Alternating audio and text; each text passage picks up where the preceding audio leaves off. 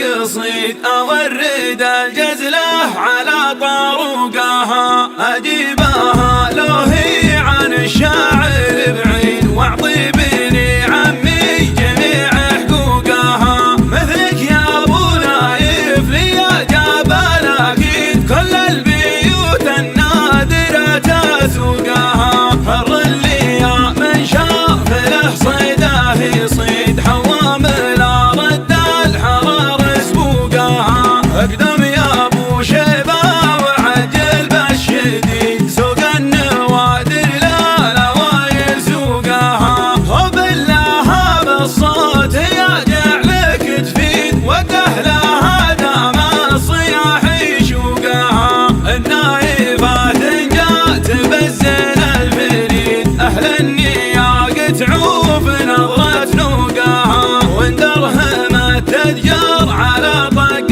اللبيد تقول كان ابليس راكب فوقها تحطم الارقام وتزيد الرصيد ويتلها صوت الخطر ويتوقها عزومنا عن كل مطلب ما تحيد وش عاد لو دون اليدين حلوقها مع ربعي الجبلان والمغزى بعيد صوت العزاء ويلاحتمت منطوقها هل يحتمل ما قبل الراية السديد الأول فينا تزايد شوقها أهل التحدي كل ما زاد ونزيد يا ليلي ينشف دمها بعروقها امطير ترفع برق المجد التليد أهل الثلاث المعجزات وعوقها نطوع الصعبات ويطيع العنيد كل الصعايب نعتلي من فوقها وان قلتها ما جبت لي شيء جديد مبغي فعايلنا تلوح بروقها انا لي يا مرحان ميقاف القصيد اورد الجزله على طروقها اجيبها لو هي عن الشاعر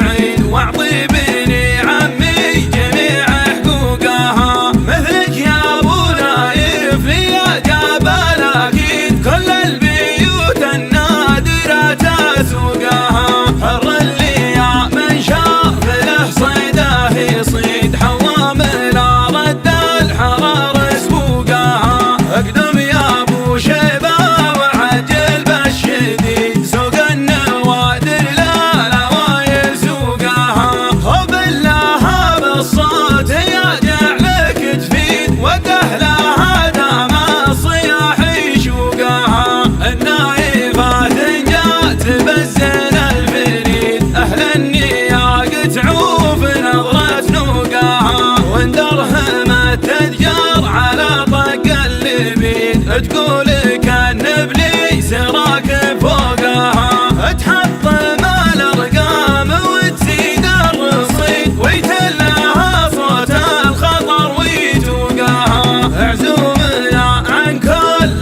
مطلب ما تحيد وش عاد لو دون اليدين حلوقها مع ربعي الجبلان والمغزى بعيد صوت العزاء ويلاحتمت منطوقها هل يحتمل ما قبل الراية السديد الأول فينا تزايد شوقها أهل التحدي كل ما زاد ونزيد يا ليلي ينشف دمها بعروقها امطير ترفع برق المجد التليد أهل الثلاث